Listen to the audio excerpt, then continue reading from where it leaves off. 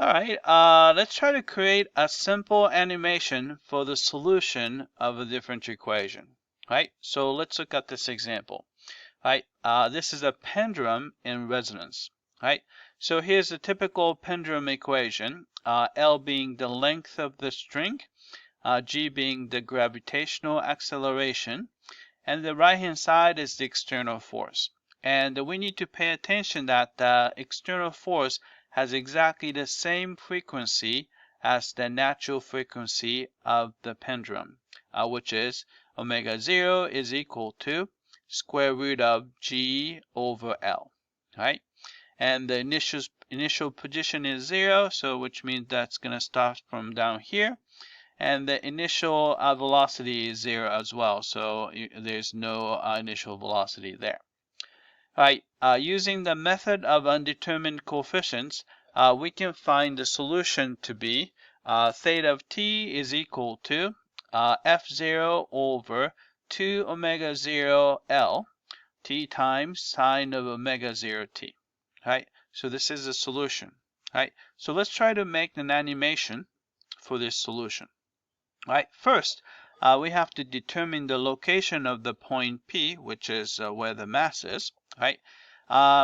Since angle is theta is here, and then the length of the string is L, so the x-coordinate of P is going to be L times sine of theta, and then y-coordinate of the P is going to be L times cosine of theta with the negative sign, right?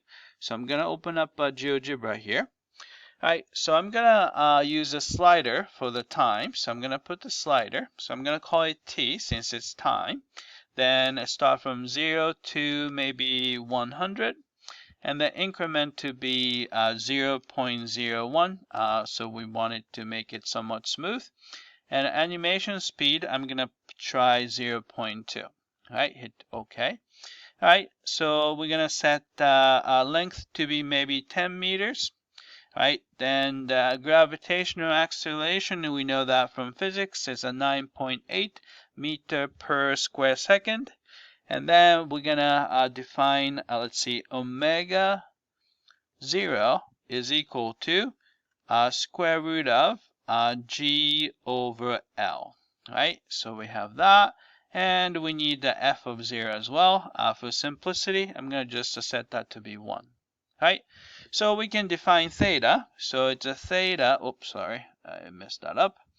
Right, theta of t is equal to, right, so you have f0 over 2 times omega 0 times L times t times sine of omega 0 t.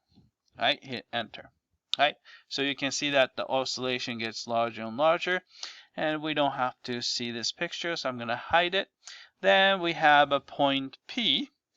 Remember that it's going to be L sine of theta, but I'm going to put theta of t instead. So actually, I have to put the theta of t, right? And then comma negative L cosine of theta of t. Right, hit enter. Alright, so I might have to move this a little bit here to the middle, and then zoom out a little bit so that we can see the point there. Right, and I'm going to attach a string, so I'm going to use the segment from P to the origin there. Right, so I don't need to see A. I don't need to see the label there, and the P, I'm going to just get rid of the label too. Right, so we have a pendulum here. I'm going to move it to 0. Right, so I'm going to animate it.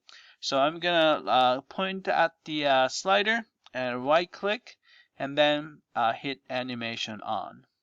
Right, so you can see that it starts swinging. Right, then due to the external force in resonance frequency, you can see that the amplitude of the oscillation gets larger and larger and larger. And after a certain point, this is not going to be very realistic. You can see that, you know, especially if you wait long enough, this swinging is gonna go beyond the vertical and kind of comes back. So this really doesn't happen in reality, but this is just this is the motion coming from the solution of the differential equation. All right, so this is probably the reason why this behavior is not quite what we expect is that remember that the differential equation we get here is actually used to be instead of theta, we're supposed to have sine of theta, but we made an approximation because it's a much simpler equation if you have just theta instead of sine of theta.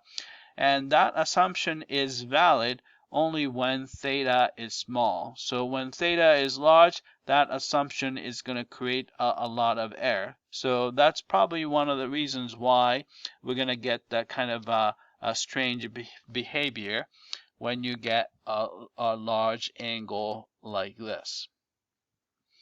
Right? So this is not the behavior we expected. Right? But this is it. This is how you create a simple animation for the pendulum in resonance. Right? That's it. I hope that this was clear.